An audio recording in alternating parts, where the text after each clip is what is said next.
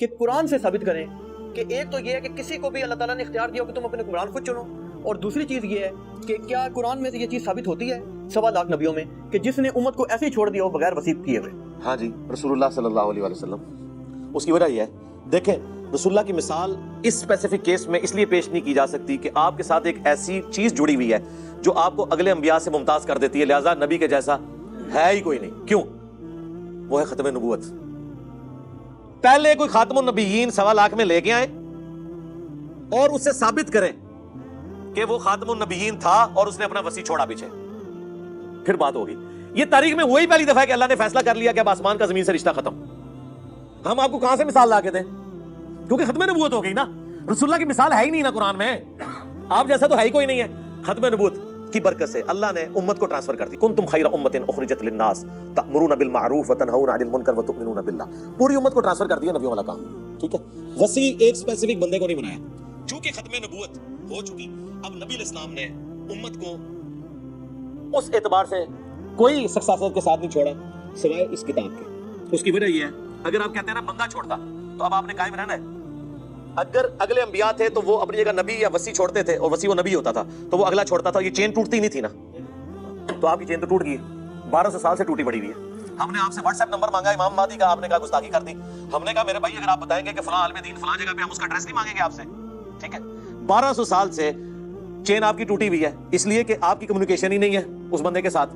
تو and result تو آپ کا بھی یہ نکلا، لیکن ہماری چین نہیں ٹوٹی ہے. حضور کا وسیع قرآن ہے، یہ بخاری مسلم سے ہم نے ثابت کیا. میں نے آپ کا جواب دے دیا. اب آ جائیں وہ والا، وہ حدیث آپ ہمیں بخاری سے پیش کریں، مسلم سے پیش کریں. بخاری میں بھی ہے، مسلم میں بھی ہے. ہاں کچھ حصہ اس کا بخاری میں بھی ہے. اس میں آگے الفاظ عبداللہ بن عمر کے بھی پڑھ لینا.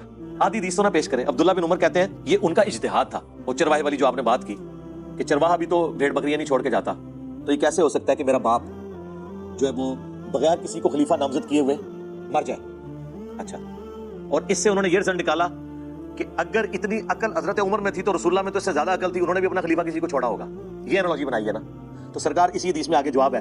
عبداللہ بن عمر کہتے ہیں میں نے یہ گمان کیا، لیکن بعد میں مجھے لوگوں نے بتایا حضرت عمر کے ریفرنس سے کہ حضرت عمر نے ایک جملہ بولا ہے کہ اگر میں اپنے بعد کسی کو اپنا خلیفہ نامزد کرتا ہوں تو میں اس شخص کی سنت پہ عمل کرتا ہوں جو مجھ سے بہتر تھا، ابو بکر، اور اگر نہیں کرتا تو میں اس کی سنت پہ عمل کرتا ہوں جو اس سے بھی بہتر تھا، رسول اللہ.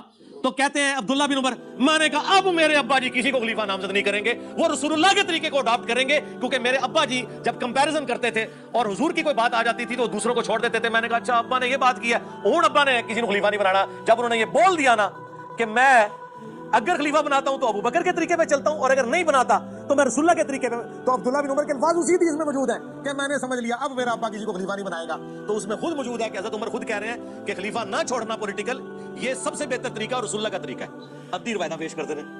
دیکھیں ہمارا یہ چیلنج ہے، ہمارے مخالفین جو بھی یہ پک اینڈ چوز کرتے ہیں وہ پوری روایتیں نہیں پیش کر سکتے. یہی لوگ ہیں. اور یہ مسند احمد میں اما عائشہ نے حضور کے اوپر ماتم کیا تھا، آگے بھی پڑھو نا. انہوں نے کہا یہ میری کم سنی تھی اور بعد میں مجھے اس کے اوپر افسوس ہوا. اے نہیں پڑھ دے نہیں جی کیتا تے ہے نا، وہ اگے دے انہوں نے رجوع ریکارڈ کرا تا نا.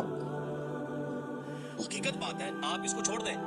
میں کہتا ہوں کہ جی نبی علیہ السلام سے جو صحابہ کی عقیدت تھی اس میں وقتی طور پہ سارے صحابہ بھی کالے کپڑے پہن کے ماتم شروع کر دیتے نا، کوئی بعید بات نہیں تھی. اس سے بڑی چیز ہوگی کہ حضرت عمر نے تلوار اٹھا لی کہ میں قتل کر دوں گا جو کہہ رہے ہیں. صحابہ کے ساتھ، صحابہ کا عشق حضور کے ساتھ اتنا تھا، اس میں کسی سے بھی مس ہینڈلنگ ہو سکتی تھی. حضرت عمر سے ہو گئی ہے جب حضرت بکر نے ان کو بٹھا دیا اور وہ آیات پڑھی وما محمد الا رسول قد خلت من قبل الرسل یا انک میت و انہم میتون، یہ آیات پڑھی.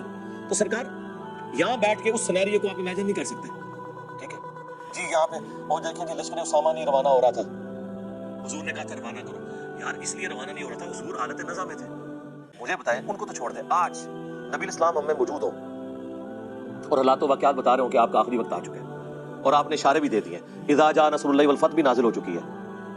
اور عبداللہ بن عباس کا باپ عباس حضور کا چچا یہ کہہ رہا ہے کہ حضور کا چہرہ میں پہچان رہا ہوں. بنو ہاشم جب موت کے قریب ہوتے ہیں نا تو مجھے ان کے چہرے سے پتہ چل جاتا ہے. ظاہر ہے وہ بنو ہاشم کے اس سارے سینیریو میں حضور آپ کو یہ کہہ رہے ہیں کہ فلاں جہاد میں چلے جاؤ. تو صحابہ تو کیا حضور کو اس حالت میں چھوڑ کے جا سکتے ہیں؟ وہ تھوڑے دور جا کے انہوں نے پڑاؤ کر لیا کہ کہیں ایسا نہ حضور فوت ہو جائے اور ہم حضور کے جنازے میں بھی شامل ہو. اچھا اس سے یہ لوگ پتہ کیا نتیجہ نکالنا چاہتے ہیں؟ اس پہ بلکہ ویڈیو بھی بنائی انہوں نے، جو آپ نے اچھا کیا، آپ نے یہ بات کور کر لی. نہیں میں نے یہ کور کیا ہے. میرا ایک لیکچر جسے میں قیامت کے دن رسول اللہ کی بارگاہ میں پیش کر سکتا ہوں وہ ہے کہ رسول اللہ کا قاتل کون. میں نے ان کے سارے اعتراضات کے جواب دیے. یہ کہتے ہیں حضور کو زہر دیا انہوں نے حدیث لدود کے ذریعے، وہ حضور کے منہ میں دوائی ٹپکا رہے تھے، انہوں نے کہا زہر ٹپکا دیا. اس کے آگے اس کا جواب موجود ہے.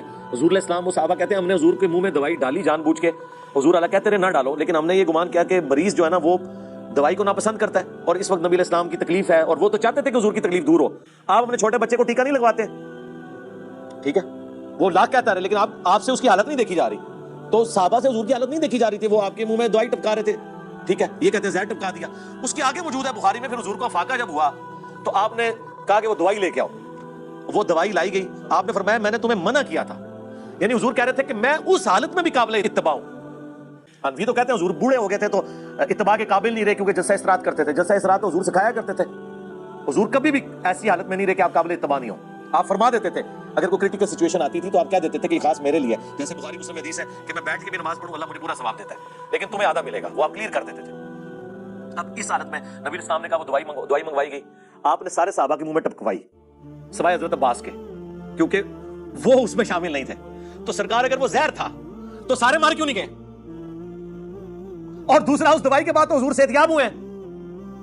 اگر زہر تھا اور حضور اس سے یہ پک اینڈ چوز کرتے ہیں، آؤٹ آف کانٹیکسٹ چیزیں کاٹتے ہیں، اسی میں ان چیزوں کے جواب موجود ہوتے ہیں. علی بھائی جو جیش اسامہ والی بات ہے اس کو کلیریفائی کر دیں. جی میں نے کلیریفائی کیا ہے. نہیں اس میں پتہ ہے یہ موقف کیا بناتے ہیں ان کا موقف؟ جی مجھے پتہ ہے ان کا یہ کہتے ہیں جی کہ رسول پاک صلی اللہ علیہ وسلم نے جان بوجھ کر ان کو اللہ پاک نے غیبی خبر دی تھی کہ میں دنیا سے وصال فرما رہا ہوں، اور ان کو یہ پتا تھا ان کے بقول کہ جی وہ یہ معاملات اس طرح کریں گے، اسی لیے انہوں نے یہ جو شیخین علیہ السلام تھے ان کو انہوں نے کہا تھا کہ تم اس چھوٹے بچے کے اندر ہو کے چلے جاؤ تاکہ یہ لوگ دور ہو جاتے. یہ کہتے ہیں یہ پورا استعفا والا معاملہ ہوتا ہی نہ حضرت علی کو ان کے اندر نہیں کیا. اس کا مطلب آپ کیا سمجھ رہے ہیں کہ شیخین جو ہیں وہ اللہ سے بھی جیت گئے، رسول اللہ سے بھی جیت گئے، اس اللہ سے جس نے قرآن میں کہا هو الذی ارسل رسولہ بالہدی ودین الحق لیظہرہ علی الدین کلہ، اس دین کو سارے ادیان پہ غالب کرنے کے لیے جس پیغمبر کو بھیجا تھا. قرآن میں 3 جگہ یہ آیت آئی، اللہ تعالیٰ ناکام ہو گیا نعوذ باللہ. اور یہ دین غالب ہوا ہے کہ نہیں مجھے یہ بتائیں. پہلے تو یہ مانے یہ قرآن نے کہا تھا میں غالب کروں گا، کیا نا؟ تو غالب رسول اللہ کے دور میں ہوا ہے، خلفائے راشدین کے دور میں ہوا ہے. رسول اللہ کے دور میں تو صرف مکہ مدینہ اور حجاز کی سرزمین تک تھا. رومن اور پرشین امپائر کو خلفائے راشدین کے دور میں گرایا گیا، اور یہ اللہ کی اتنی حکمت ظاہر ہوئی ہے کہ یہ رسول اللہ کا کام آگے لے کے چلے ہیں وہ. اور دوسری بات بڑے بڑے لیڈرز آئے ہیں وہ اپنی زندگی میں کامیاب ہوئے ہیں. رسول اللہ میں اور باقی لیڈروں میں فرق یہ ہے کہ رسول اللہ دنیا سے چلے گئے، آپ کے ہزاروں ساتھی مرتد بھی ہو گئے، اور یہ وہ ساتھی تھے جو اینڈ پہ صرف آپ کے دبدبے کی وجہ سے مسلمان ہوئے تھے. یہ آپ کے صحبت یافتہ نہیں تھے، یہ ذہن میں رکھیے گا. ان میں سے کسی نے نہیں حضور کو چھوڑا کبھی، وہ حضور کو جنرلی پیغمبر مان چکے تھے. باقی لوگوں نے حضور کو قریش کا غلبہ سمجھتے ہوئے ایک بڑے جنگجو کی بیعت کر لی تھی کہ جو سب پہ غالب آ گیا، وہی چھوڑ بھی گئے. اتنے لوگ چھوڑ گئے، چند لوگ باقی رہ گئے، انہوں نے ان کو بھی شکست دی اور رومن اور پرشین کو بھی شکست دے دی. سوائے اس کے کوئی چیز نہیں ہے کہ غیبی مدد ہے اللہ کی، اور وہ وعدہ پورا ہو گیا. والذی ارسل رسولہ بالہدی ودین الحق لیظہرہ علی الدین کلہ.